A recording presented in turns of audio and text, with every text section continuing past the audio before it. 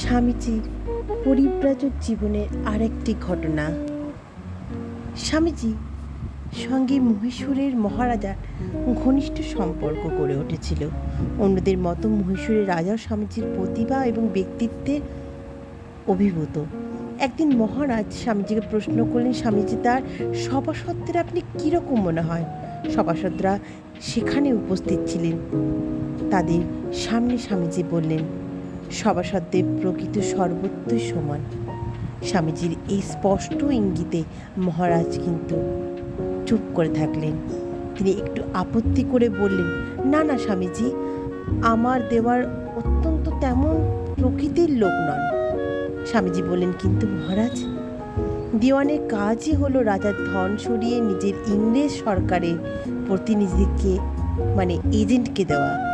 মহারাজ তাড়াতাড়ি কথার ধারা পাল্টিয়ে নিলেন এবং কিছুক্ষণ পর স্বামীজিকে নিজের ঘরে ডেকে নিয়ে গিয়ে বললেন, দেখুন স্বামীজি, অত্যাধিক স্পষ্টবাদিতা অনেক ক্ষেত্রে তেমন নিরাপদ নয়।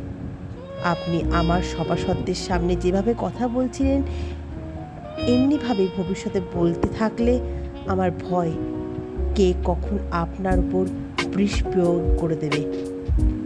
স্বামীজি উত্তর দিলেন, কি বলছেন আপনি?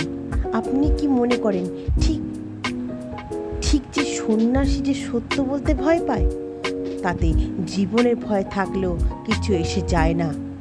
এই ধরুন মহারাজ, কাল যদি আপনার ছেলে আপনাকে জিজ্ঞাসা করে, স্বামীজি আপনি আমার বাবা সম্বন্ধে কি মনে করেন, আমাকে কি তখন আপনার উপরে সব গুণাবলী আরোপ করতে হবে যা আমি ঠিক জানি আপনার কোনো কালেই নেই? কখনো না।